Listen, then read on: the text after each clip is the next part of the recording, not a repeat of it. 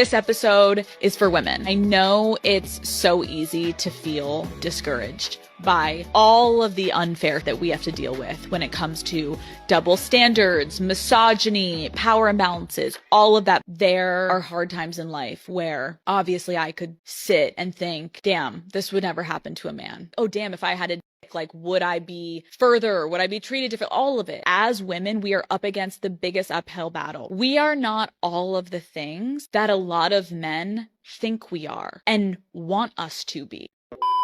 Modern women are begging men to come back, and it's simply not happening. We've got a video for you here today from Logical Dating 101. Don't forget to like and subscribe on your way in, and let's get into it.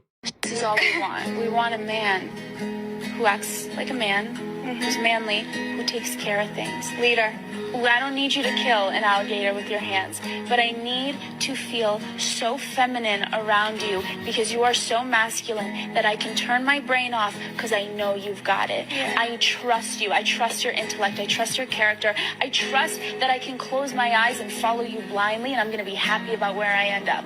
What these women want is pretty much impossible. They want a man who's more masculine than them to bring out their femininity, and they want a man to lead her just so long as she can control him. And when he refuses, she'll just say he fumbled her as she pouts on the internet.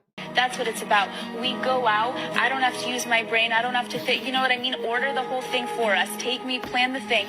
Say you tell me where we're going, and we're all set.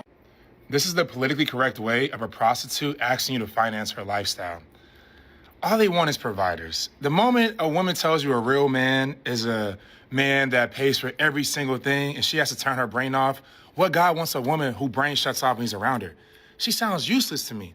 Women like this love to shame dudes for not being a quote-unquote provider, but all that really means is covering her rent, taking her out on expensive dates, and showering her with gifts and vacations, and in return, she will just exist. Seems like a pretty steep price in exchange for nothing at all. These women be pretty useless. There's no use case for the average woman because all she wants you to do is to pay for everything. She basically wants a dad. Look what she listed. That's your father. You want your father. These women want caretakers. They don't want partners. So the moment you start hearing a woman talking about, she didn't mention anything about values. She didn't mention spirituality. She didn't mention anything about, a good father. Nothing about morals. Nothing about that. It's all financial means. That's because these women obsess over money. They are broke, they are tired, and they feel like they are entitled to a man who has enough money to pay her way. She wants a life of ease where she doesn't have to do anything, but in today's day and age, that's impossible. That's all these women want. So stop wasting your time with these low-value women because I don't care how good a woman looks. I don't care how much money she may have. The moment a woman tells you that she wants you to provide for her, she's now low value. Because no high-value woman is just saying that all I want a man to do is put more money in my pocket. Because if you're already good, you've already established so much, you're going to want to help a man out as well. You're going to want to see a man get further. You're going to want to invest in him. And think about this entire time. She speaks nothing about what she's going to reciprocate, what she's going to feed into him, what comes with that. All that comes with that is some standard box you can get anywhere. I'm telling you right now, you can get this anywhere. There's a girl in the Midwest right now with the same box as her. So stop wasting your time with these low-value women, man. It's trust fund baddies only. The thing is, even with all of her standards and demands, she will still find excuses to weaponize the bedroom against the man who's providing her everything. So at the end of the day, she really has nothing to offer that man that he can't offer himself in the first place. I think she brought it up because the questions were... Oh, is this a rage quit? I think it is for a moment. Don't quit. Don't quit. Yeah, listen to her. Don't quit. Come back. Look, Are you... We have your back. Okay, yeah, just take a break. That's all good. Take a breather. I want to give her a hug. Like, she's crying, man. Like, Yeah. I want to give her a hug. That's the goal. Don't you understand? No. That's the goal. It doesn't. Take some accountability. That's not the goal. The goal is not to make people cry. No, it doesn't You're doing that have on to. your own. Take some accountability. My goal is never to make anybody cry. That's a completely ridiculous, ludicrous accusation. You continue your... She's just crying because she wants to make herself look like a victim, and it clearly worked because another woman wanted to give her a hug. She then uses that as an excuse to accuse the man of trying to make her cry, as if this is a primary school playground fight. I was perfectly polite there, and I said, if you need to take a break, take a break. But you double down on your bullshit accusations. Never is it ever the goal to make somebody cry. That's on you. Don't put that on me. I think you should just give her a minute.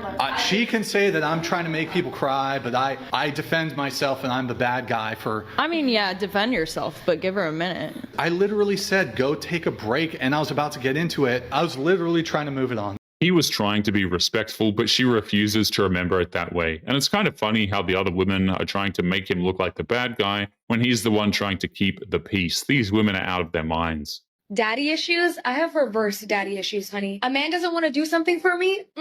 My dad would. You don't want to pick up your phone for hours? Crazy, because my dad picks up first ring even at 3 a.m. You're not going to pay for my food? Yikes. My dad would never let me reach for the bill. You're not taking the lead? My brain literally gets to turn off when I'm with my dad. Oh, you were busy? My dad worked days and nights and still had time to ask how I was doing. You raised your voice to make a point? My dad never needed volume to command respect. If her dad is so great, then she should just move in with him and expect him to fix all of her problems. The fact that she's acting this way just proves that she has all sorts of issues that she refuses to deal with. If you think that I'm going to settle for less than what I grew up with, good luck, because he literally set the standard. Yeah, so the goal is, if you're given the honor of being a dad, to be the kind of man that you would want your daughter to marry, and to be the kind of man that you would want your sons to become. If you are a woman, it's to be the kind of woman you would want your sons to marry and the kind of woman you'd want your daughters to become. Marriage makes a man better, and no man is fully ready to be married. He gets married, and then by being with his wife, she brings out the best in him.